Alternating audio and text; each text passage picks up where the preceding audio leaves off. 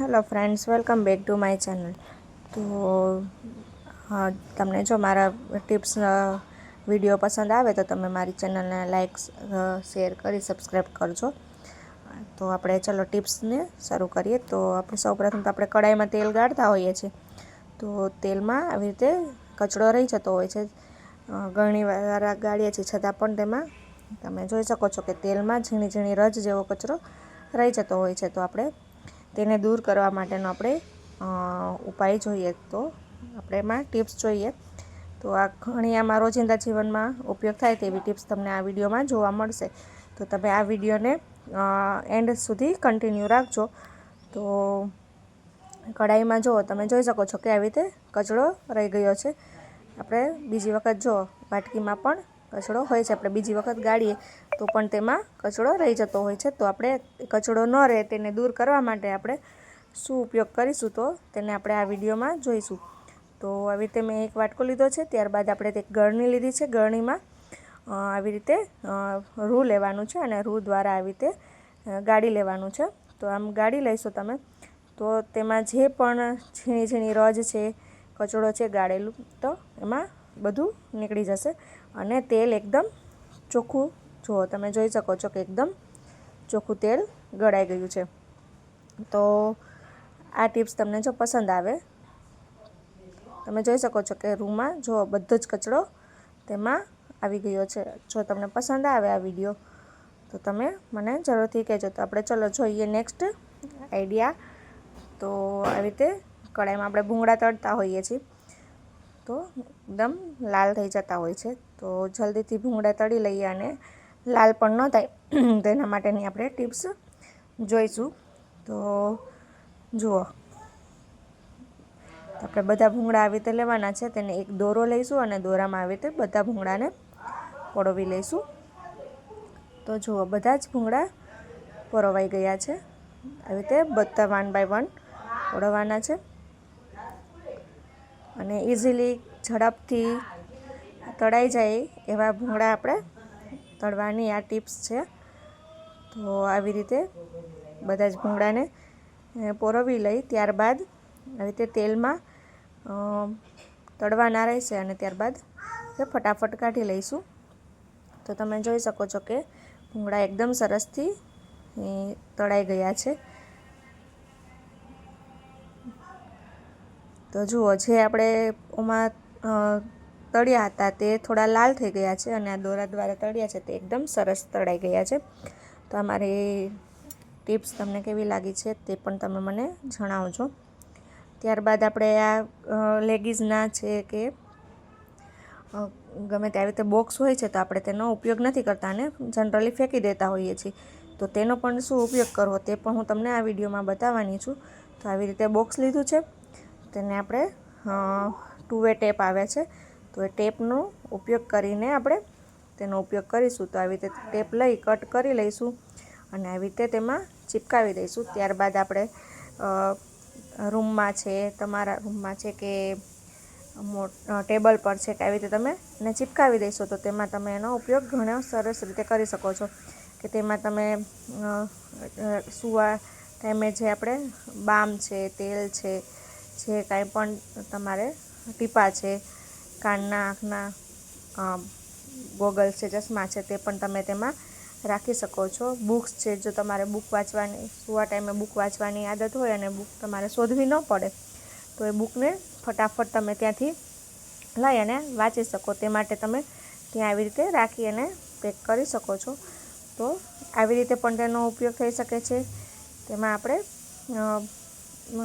બીજી પણ તમે વસ્તુ રાખી શકો છો. તો આવી રીતે તેના ઘણા બધા ઉપયોગો છે. તો તમે આવી રીતે તે બોક્સનો ઉપયોગ કરી શકો છો.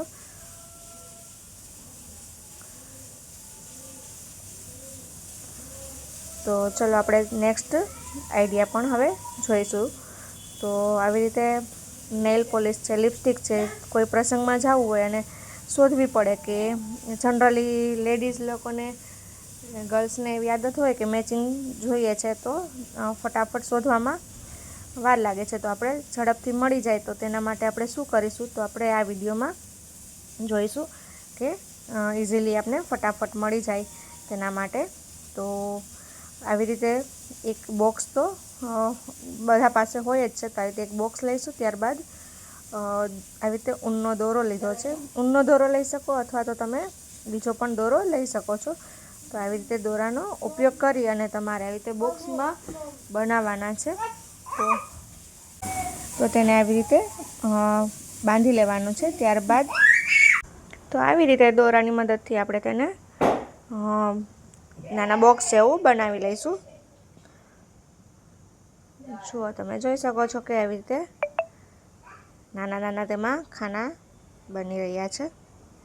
તો આવું એક બોક્સ લેવાનું છે અને આવી રીતે ખાના બનાવવાના છે. ત્યારબાદ આમ સામેની સાઈડથી આપણે આવી રીતે બનાવવાના છે. તો આ લિપસ્ટિક છે, નેલ પોલિશ છે, તેને શોધવી એકદમ સરળ થઈ જશે. જો આવી રીતે તેનો ઉપયોગ કરીશું તો એકદમ સરળતાથી તમને મળી જશે અને તમારે બહુ ગોતવી પણ નહીં પડે. તો આવી રીતે તેમાં બધી નેલ પોલિશ છે, લિપ છે, તેને ગોઠવી દઈશું.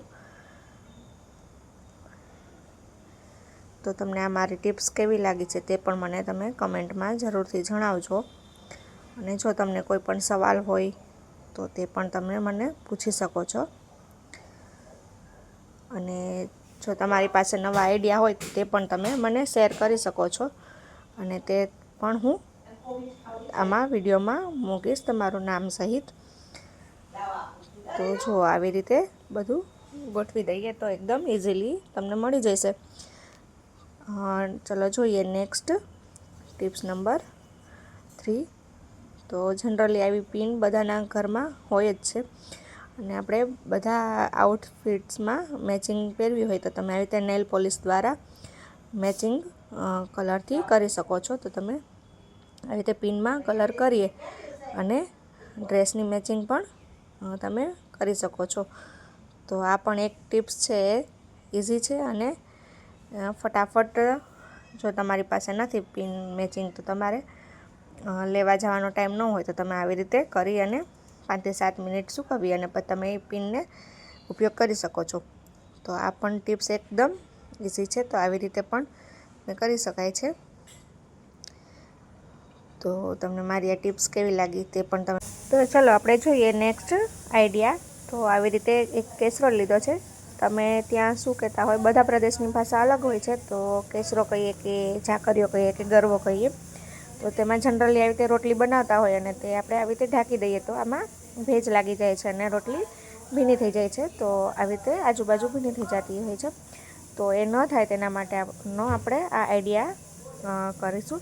તો આવી રીતે રોટલી બનાવ્યા બાદ ગરમ હોય ત્યારે તમે આવી રીતે તેમાં વચ્ચે ચમચી રાખી દઈશું. તો તેનાથી કેસરોલમાં ભેજ નથી લાગતો અને રોટલી પણ ભીની નથી થતી. તો જોઈ શકો છો કે રોટલી પણ ગરમ હોય છે તો એવી ને એવી રહે છે. આવું કરવાનું, આવી રીતે ચમચી રાખી દેવાની છે. તમે આડાવડી રાખશો તો કેસરોલનું ઢાંકણું પડી જશે કે આવી રીતે પડી જશે કે બંધ કરી દેશો તો રોટલીમાં ભેજ લાગી જશે કે ઠંડી થઈ જશે ખુલ્લી રાખીશું તો. એટલે એવું ન થાય તેના માટે આપણે રોટલીની ચમચી આવી રીતે રાખવાની છે, જેથી કરીને હવા બહાર વહી જાય છે અને કેસરોલમાં રોટલી એવી ને એવી રહે છે અને ભેજ નથી લાગતો. તો ચલો જોઈએ નેક્સ્ટ આઈડિયા. તો જનરલી આપણે શોપિંગ કરતા હોય છે, ખરીદી કરતા હોય છે ઓનલાઈન, તો આવી રીતે બોક્સ આવતું હોય છે, કાર્ટૂન આવતું હોય છે. તો તેનો પણ આપણે ઉપયોગ કરીશું. તો આવી રીતે તેના પૂંઠા છે તેને મેં કટ કરી લીધા છે.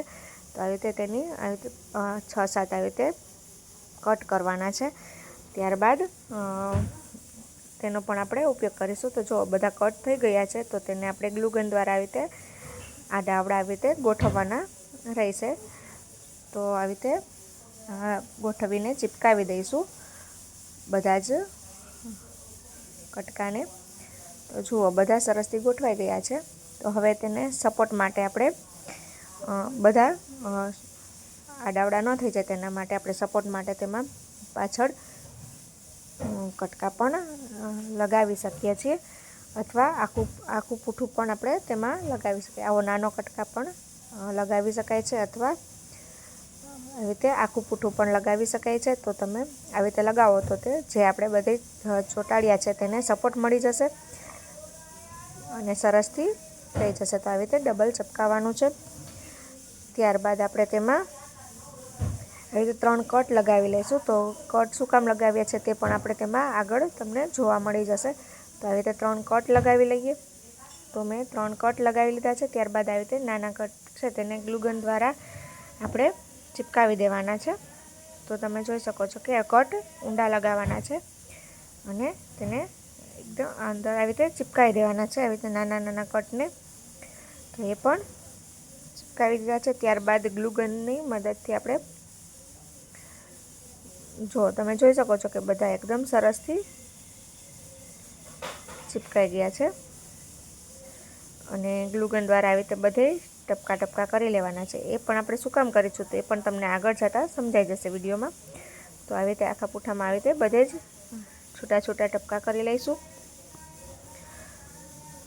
તો જુઓ તમે જોઈ શકો છો કે સરસથી થઈ ગયા છે. ત્યારબાદ આપણે તેમાં કલર કરી લઈશું. ઓરેન્જ લાગે છે પણ મેં આમાં બ્રાઉન કલર લીધો છે.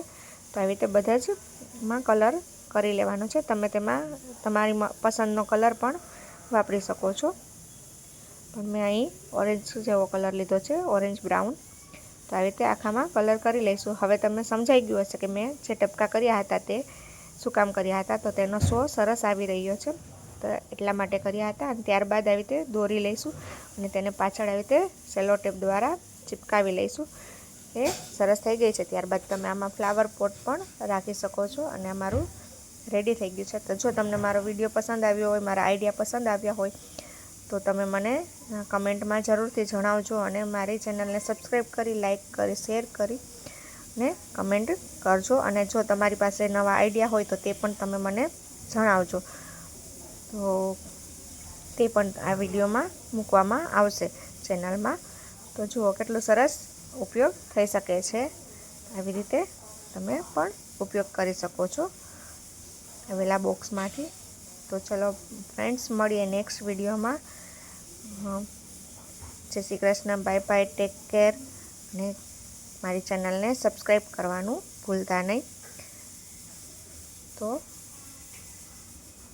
ચલો મળીએ, બાય બાય.